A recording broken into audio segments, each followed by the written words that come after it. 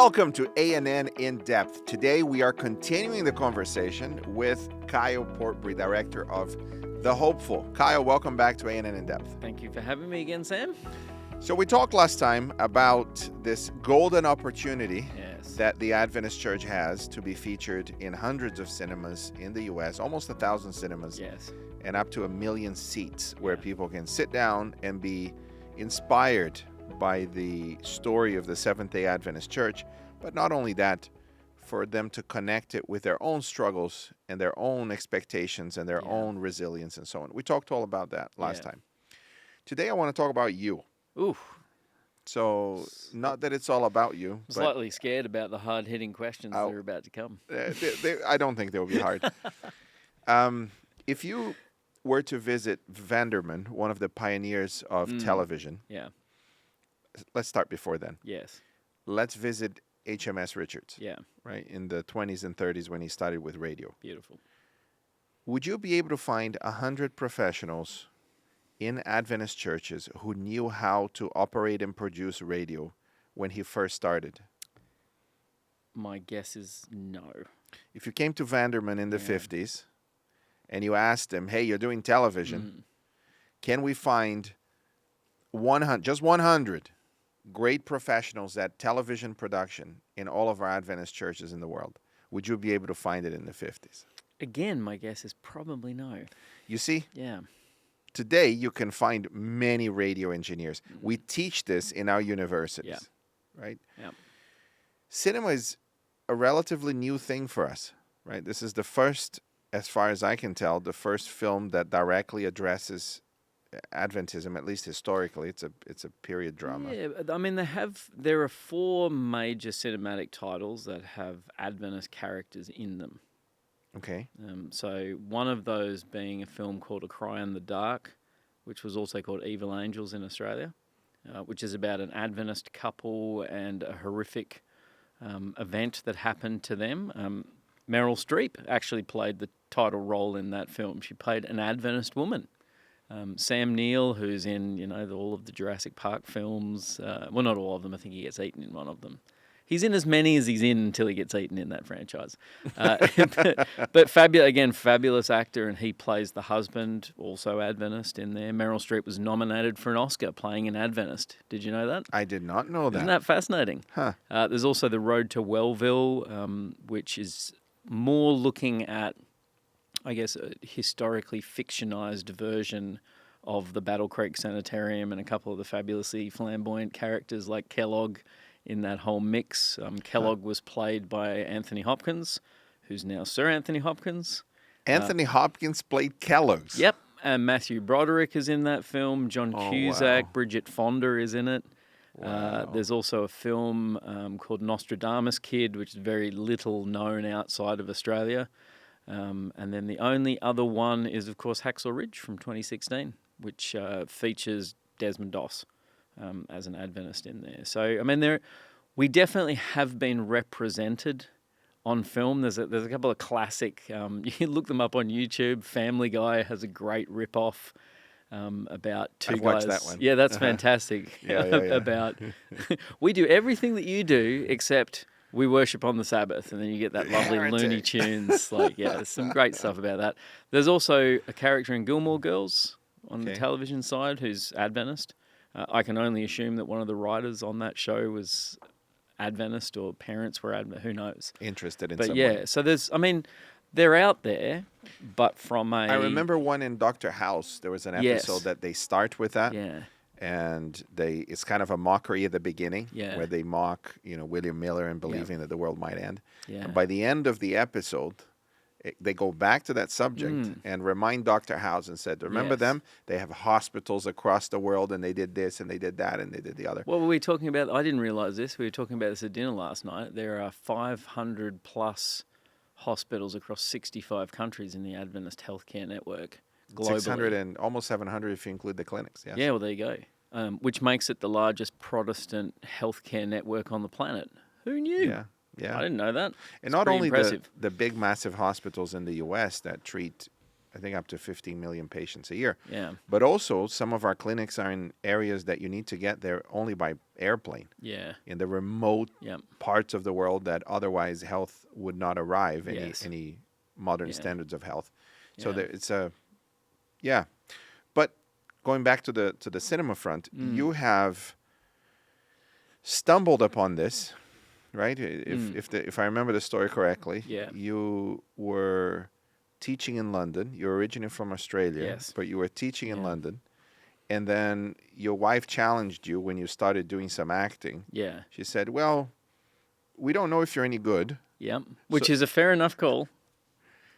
So you need to try and study in a school that actually tests and only accepts the best. Yeah. Conservatorium. If you don't do selective conservatorium training, it's hard to know whether or not what you're paying for is good enough to get you to where you hope you will go in that profession, right? So it's that, what would you call it? I guess it's that challenge to, if you think this is what you want to do, find out whether you're good enough first. Right. Right? Which is great. Do you have potential in this, or is it just a desire that is unfounded in talent? Yeah. And do you need to go and make sure that you can live and work and pay the bills some other way and just keep doing this as a hobby, right? So you did whatever test they do, and Yeah, you had to do there were 3 auditions that you had to do for Drama Centre where I went to. So the first one was you doing a monologue of your choice. And you had to prepare that, and there was a certain word count, I believe. I remember it was like a page of... I did it out of a Neil LaBute play called The Mercy Seat. I've probably butchered the pronunciation of his name. Fabulous play.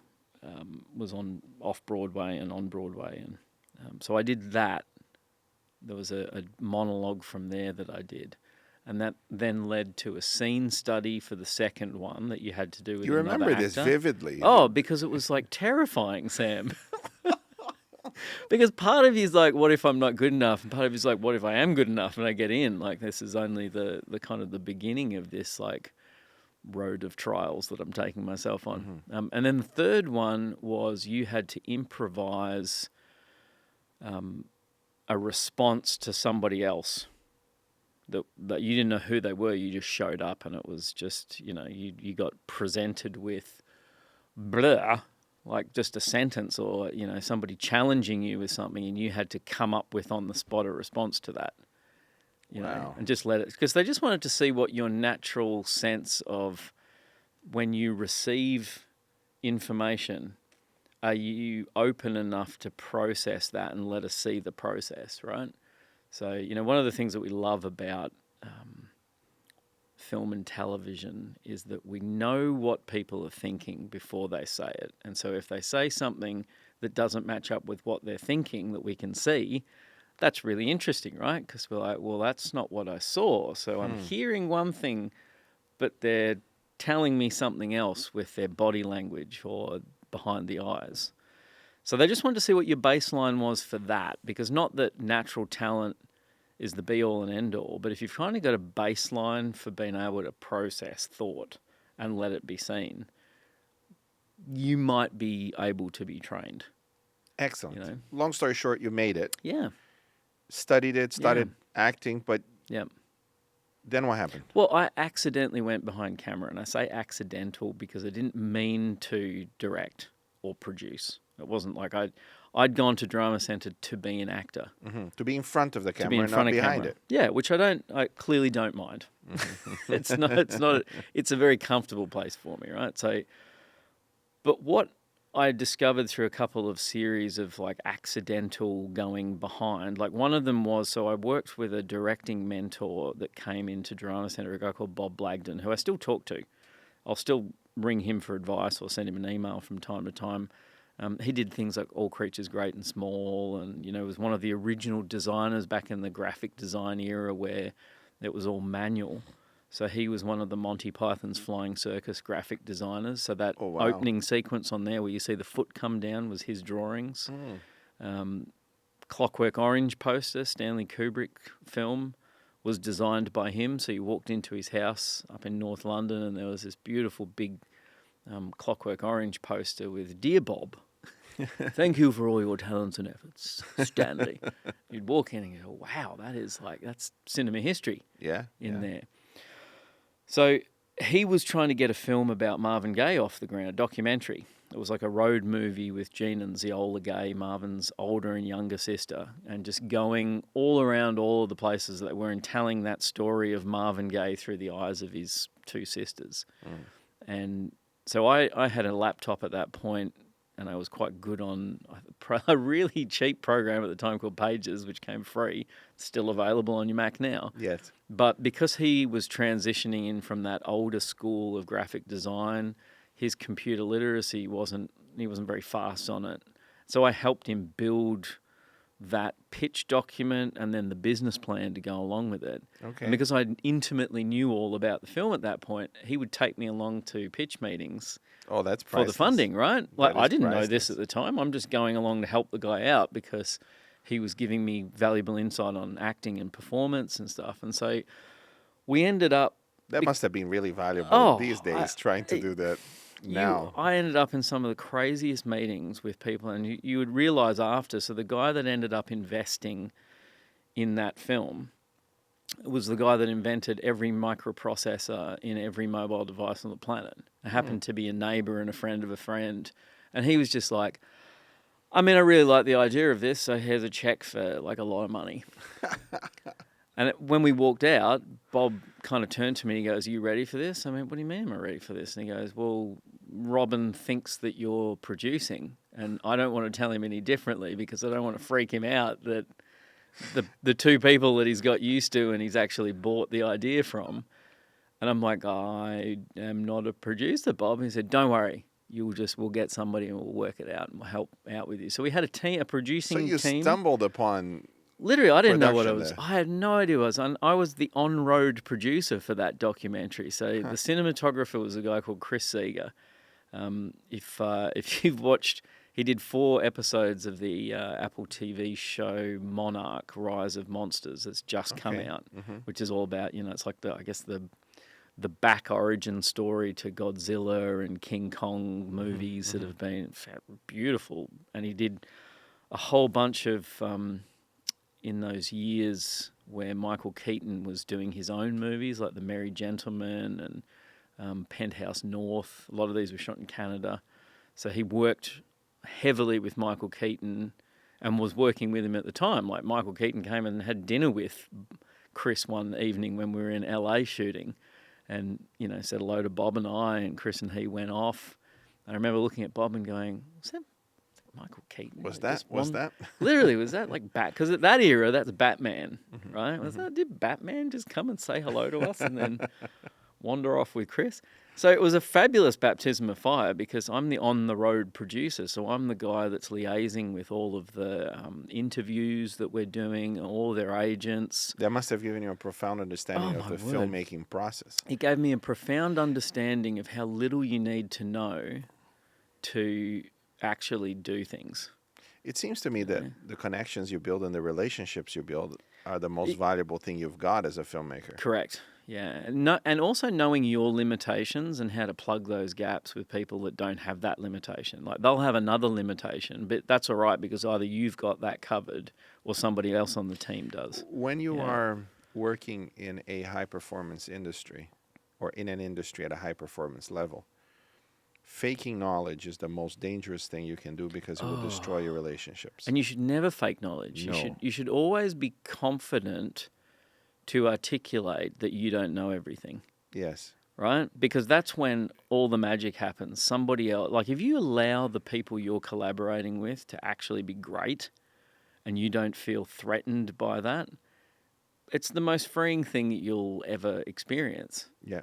Because now those people who have got vastly more years of experience, most likely, than you do. Particularly as a director, like I'm lucky if I get to direct a film every 2-3 years, if I'm lucky, right? And in between that time, you're interacting with lots of people. You're working, you're writing, you're interacting. I have a friend who is in technology, and he hires developers all the time. He's a senior developer himself, architect, in fact, and he developed this method of in the interview, he asks about a term that does not exist Right.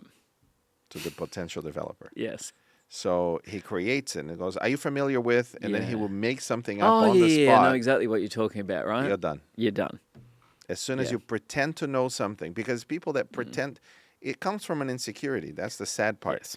It comes from a Yeah. desire to belong when you don't feel you belong. Yeah. It comes from this, if I don't, I'm pretending. The perception of competence is more important than competence. And it burns Yeah. all the bridges you can imagine. It's Yeah. not a good strategy at all. And it's easy to do, and you shouldn't beat yourself up if you find yourself doing it from time to time. But I think recognizing that that's not actually useful, particularly in creative spheres. Like I'll give you a perfect example of this. So somebody said to me, "Oh, are we going to be doing this in 1,000 or 2,000 nits, color space?" And I literally just went, "I don't even know what you're talking about." I literally have zero knowledge. I mean, I don't know. Like, you tell me. Like, what should I be doing it in? And they looked at me for a second. And they were like, "Well, what's the?" And we talked about what we wanted to do with it down the track, and we worked out that we should do it in 2,000 nits. I still don't know what a nit is.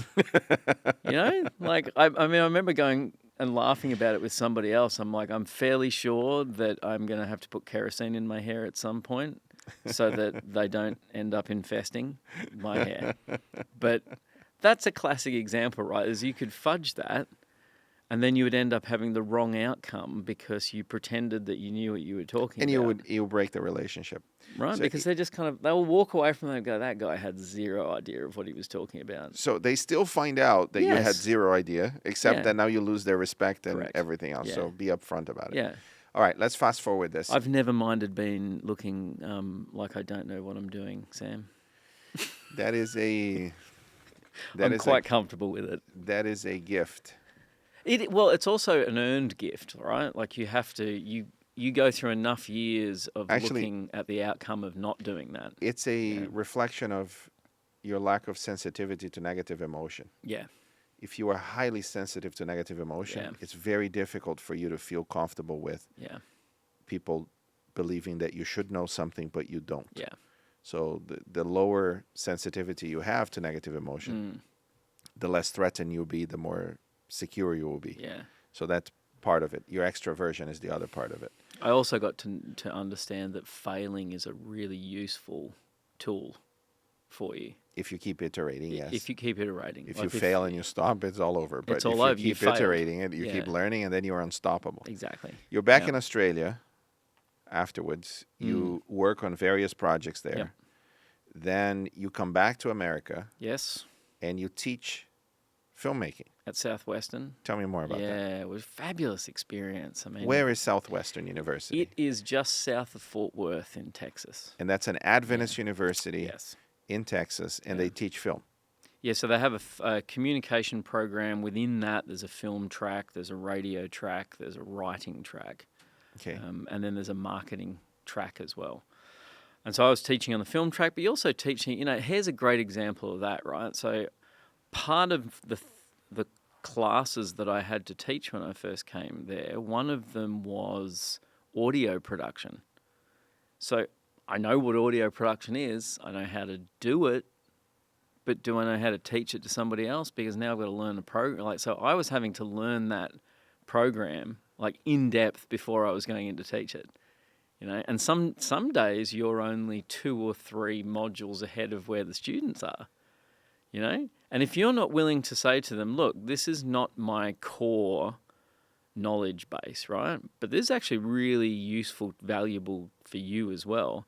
And if I don't know, I do know how to find out.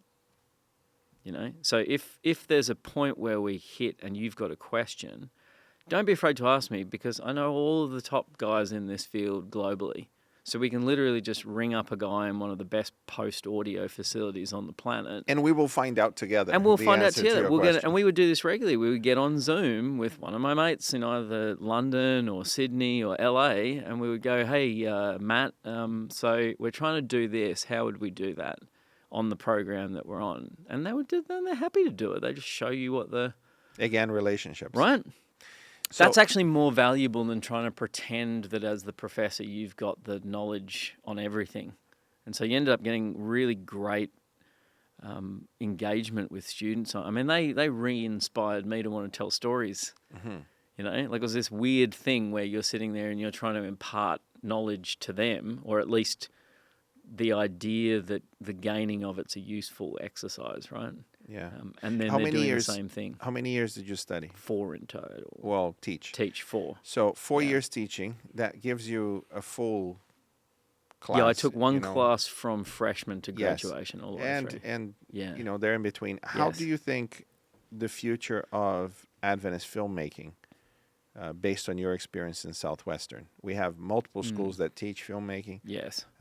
Southern, Andrews, and others I'm not Yeah. familiar with. How do you see this, the new generations of filmmakers that are coming up? Well, I think stuff like the hopeful's really important, right? Because if you can see a pathway to a professional career that isn't just, you know, you can get to here and no further, right? Like, so if there are a range of things open to you, so you can go into television, you can go into documentary filmmaking, short or long form, right? You can become a podcaster, or you can go into narrative work, both short and long form, and you can go and work in the industry in whatever area, like you can do it in Atlanta, New York, Los Angeles, doesn't really matter, you know? So I think half the battle is understanding that there are a lot of ways that you can enter. There's not just one point of entry. And actually the way that I entered the industry, I don't think it, well, I can tell you it didn't exist the way that I entered it. It just kind of happened that way, right? So whilst I took those opportunities when I got them, you can't go, oh, well, I'll follow that path, because that path's very site-specific to me. But what you can do is if you have a curiosity for storytelling and you want to explore why we do the things that we do as people, then there are a lot of avenues for you to do that. And you just find the other people around you that want to do that as well. Who are good at the other Who are things good at that the you other are things. not. Yeah. And are going to complement your skills. Yeah. And actually push you and grow and develop that. So I think, honestly, as we sit here today, I think that the opportunity for Adventist storytellers It's just beginning, really. yeah, and there's also no different to any storyteller out there, right? Like, it doesn't really matter what your background is. You're going to have to find a way of making your own path, by and large, right? No, all the knowledge in the world is not going to actually get you a career as a professional. You know, like, it's going to give you a basis for which you can take an opportunity if it comes along. But, I mean, if you're sitting around waiting for somebody to offer you a job, it's not going to happen. No, it's not going to happen. The hopeful exists because I had a almost daily voice telling me that I had to tell this story. And it sat there for 10 straight years, you know? And after a while you realise, well, this is my burden, obviously, isn't it? So unless I share this burden with other people, it's going to end up being mine, and I can't make a film of this size by myself.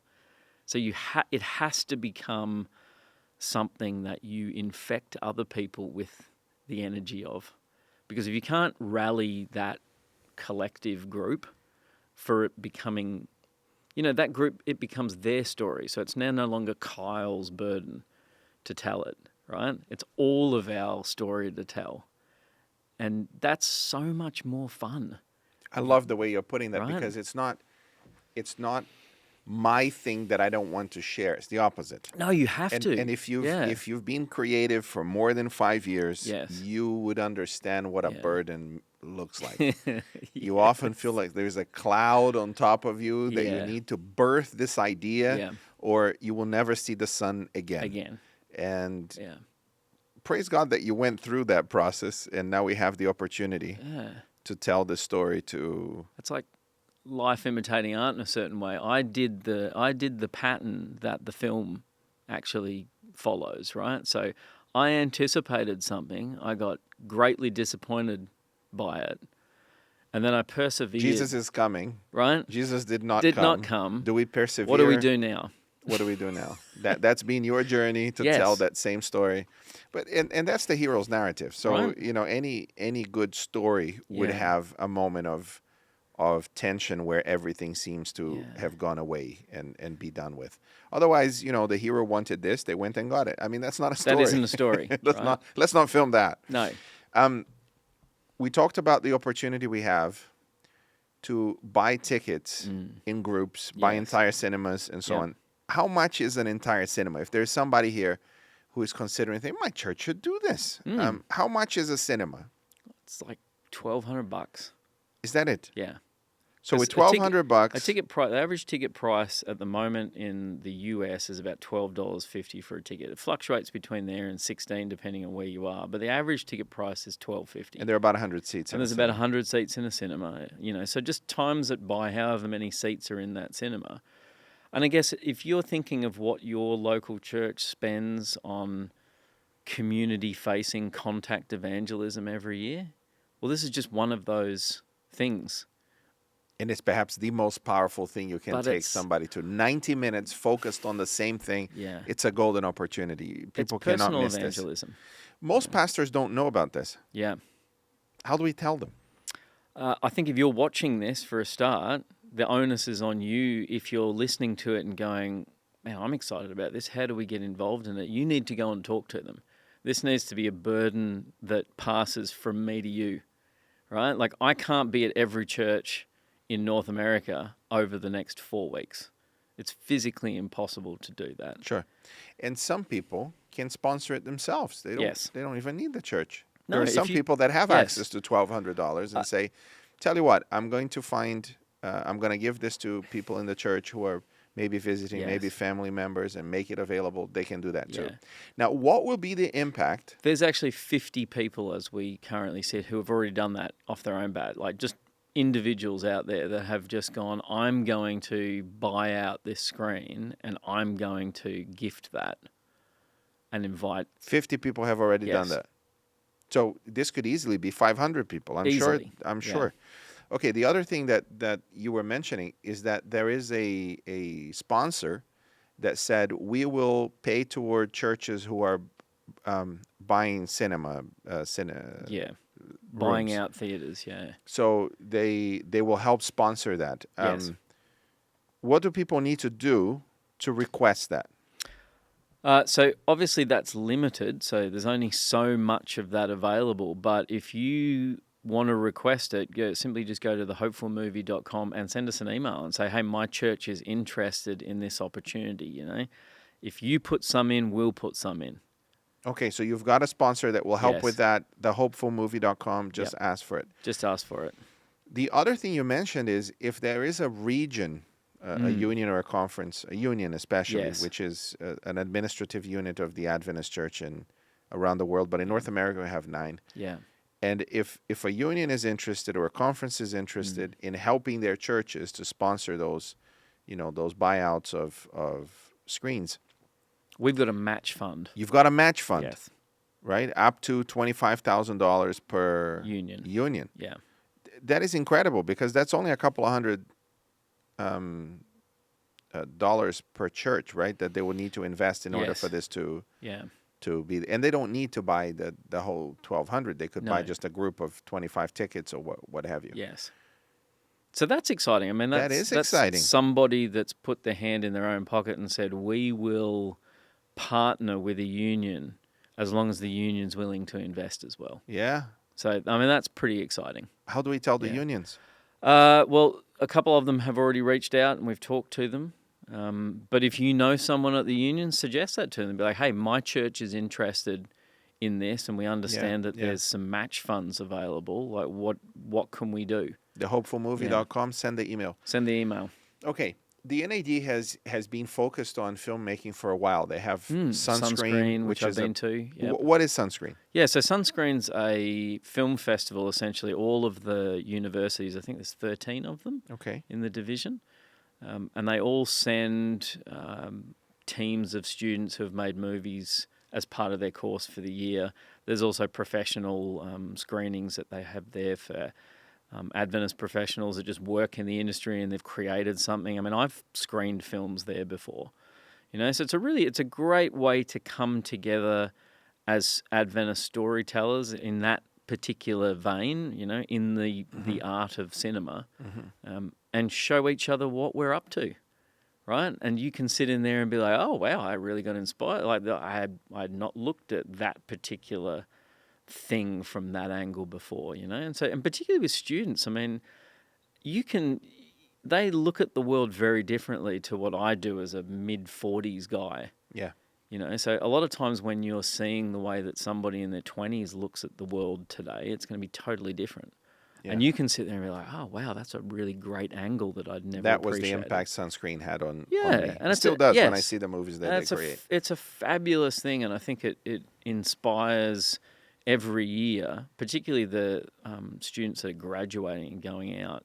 If they're able to talk to the professionals that come along, it's a really great way of kind of working out how you're going to transition from the hope of a student to the reality of working life. Yes, they are all the hopefuls at some point. Everyone's hopeful until you get met with the reality of anticipation. Yes. Okay. Well, if somebody comes and watches it, they're not familiar with the church at all. Yes. And they're likely going to go to Google to find answers about it. Yeah. Or YouTube. Yep. So they might find this video. Or they might find the page that we're writing for Adventist.org that is going to analyze the historicity of the movie. Which parts were... I've always loved that word, historicity. Yes, it's a great word. It's a great word. And in fact, the first time I ever heard it, I said to the person, you've just made that up. That's not a real word. And then they showed it to me in the dictionary. I'm like, well, I stand corrected. Okay. And in fact, here's an interesting fact for you. Russell Crowe's first ever professional gig was for a gentleman called Gabe Reno, who was a very visionary Adventist filmmaker from Australia. Sadly passed away in 2000, I think it was, in a motorbike accident. It's like incredible early Adventist pioneer of cinema. So Russell Crowe was in a 20-minute, essentially like narrative advertorial for the theology department at Avondale College at the time, which is now Avondale University. I think you can see a clip on YouTube still, and he's sitting there with a guy called Jeff Youlden, who's an evangelist from Australia. And at one point, Jeff has got one of those cuneiform cylinders, and he's talking to Russell Crowe about the historicity of whatever it was. And I just remember going, that is not even a word, dude. What are you doing? It was. Turns out it was. Still is. So we will have a page on Adventist.org that addresses the historicity of... of the hope. It's not a real word, Sam. It's not a real word. We'll go with it. What do I know? It's my second language. Second language. It's true. Yeah. So that people can find it and read through it, and then get in touch and contact us, etc. But if you could talk to that person, right? If you could have a message for them, having watched it, and if you could have dinner with them after the film, and they're talking to the director, who was burdened for 10 years with this story, and then here we are. Yeah. What would you tell them? I wouldn't tell them anything. I would ask them, so what was that experience like for you? Because it's irrelevant now what I think about what that film is, right? Because it's not meant for me anymore. It's no longer yours. It's no longer mine. It's the audience's. So I want to actually listen to your experience with it. And what have you heard so far from the 1,200 people that have seen private screenings of it? Well, it's interesting. It changes for every single person, right? Because their experience with it is very much their own, what they're bringing to it into the cinema, and what their expectation is, and what they go out feeling is very, very different. But, I was talking to somebody who came to a screening last year in, I think it was DC. And it was fascinating because after she was in tears. And I was going, well, this obviously, what was it that really affected you? And she's like, I've been in ministry as a woman for almost my entire adult life, and this is the first moment that I realised that that's okay. And that kind of rocked me, because I'm like, that's not why I made the film, but that was her. I presume because of the response. Ellen White. Not only part just of that, it, the characters like Miller's wife Lucy and Bates' wife Prudence, right? Like when I asked her about that, she said, I saw in the women in this world a strength and resilience that I've felt I've been walking alone on. And again, I'm a white guy in his 40s, Sam. Like, that was not my intent for her to take away, but it's what I love about cinema. People construct their meaning as they engage with the story. It's surprising because they're obviously seeing someone for whom it's very relatable. They're seeing a relatable person who is experiencing things similar to them. And they're persevering and they're working their way through, and they're disappointed by stuff. They doubt things. They're overjoyed by some stuff. They love, they laugh. That's life. Which is why Jesus told stories in the way that he did. And we're still preaching about those stories, finding new meanings. Today. For 2,000 years, we're still finding new meaning in those stories. Very powerful stuff. So it's fascinating. That, to me, is more interesting than anything I could ever say about the film, because somebody else walking out, having experienced it for the first time, like them saying, this is what I felt, and this is what I engaged with. It's fascinating because you never know what someone's going to highlight. And more importantly, how the Holy Spirit will talk to them as they're watching and engaging with it. Because he's alive and well, and he communicates with people in ways they absolutely wouldn't expect. So, Kyle, let's end with this. I want you to look at this camera over here, and I want you to talk to somebody, an Adventist, who is in the U.S., and what would you say to them in this moment when they're watching? There's still a few days to go. How would you encourage them? Well, I would simply say to you, if you've got someone or two or three people in your sphere of influence in your life that you've known for a while, 2, 3, 4, 5, 6, 10 years, take them and go and see this film. Because likely, like me, you have probably not talked to them openly about your faith ever, Sam and I were talking before about the fact that, up until about 2 years ago, you would probably not, if you met me, ever hear me talk about being Seventh-day Adventist, and certainly probably not talk about my faith. So I think that the opportunity that is there for you to actually go into your community and connect with people around this story that is so just you, because it's me.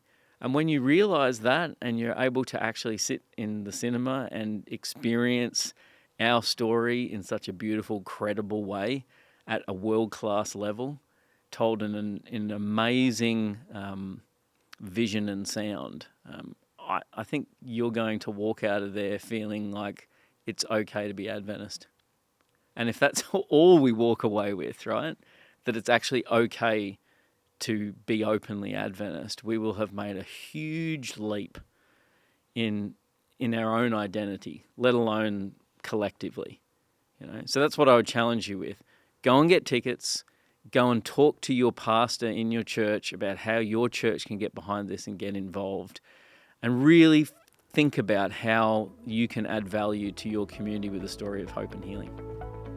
Thank you very much, Kyle. Thank you, Sam. And thank you for listening. I hope that you have enjoyed this episode and the previous episode where we talk about all of this. If you have questions about cinema itself, for many years the Adventist Church did not encourage people to go watch movies in what we call theaters. You want to watch the previous episode where we address that question. But go ahead and leave your comments on YouTube if that's where you are listening or watching this. And we hope to see you in the next episode of A&N In Depth.